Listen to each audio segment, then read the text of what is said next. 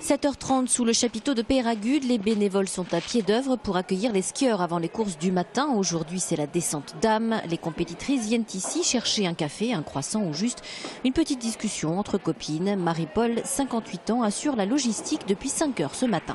Et on est là à peu près jusqu'à 5 heures de l'après-midi sous le chapiteau.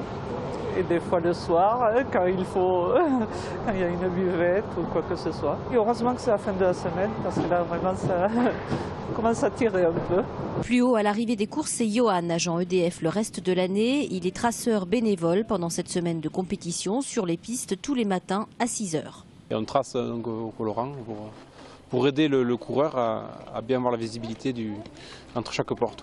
Parce qu'il y a des passages avec de l'ombre, passage au soleil, donc l'œil il faut qu'il se réhabitue au relief. En montant encore un peu plus haut, on trouve dans une petite cabane un trio de choc. Leur mission à eux, c'est chronométrer, dans la bonne humeur, même si les nuits sont courtes et les journées parfois très longues. Le rythme, il faut assumer.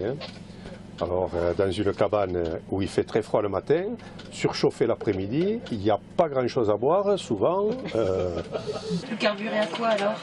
Encore à la grenadine. Moi, j'assure la liaison entre le haut et le bas, entre le départ et l'arrivée. Et je transmets toutes les informations, qui est au départ et les absents. 150 bénévoles ont été sollicités pour l'organisation de ces 100e championnats de France de ski à Peyragudes. 150 personnes sans qui il aurait été impossible d'accueillir une telle compétition.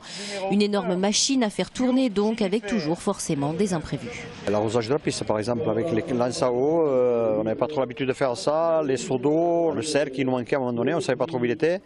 On a manqué quelques petits dysfonctionnements au niveau de l'organisation et de l'organisation matérielle, mais bon, sinon ça s'est relativement bien passé quand même je crois. Forte du succès de cette manifestation, Peyragudes, soutenue par la région et les conseils généraux de Haute-Garonne et des Hautes-Pyrénées, est déjà dans les starting blocks pour l'organisation de prochains championnats de France de ski.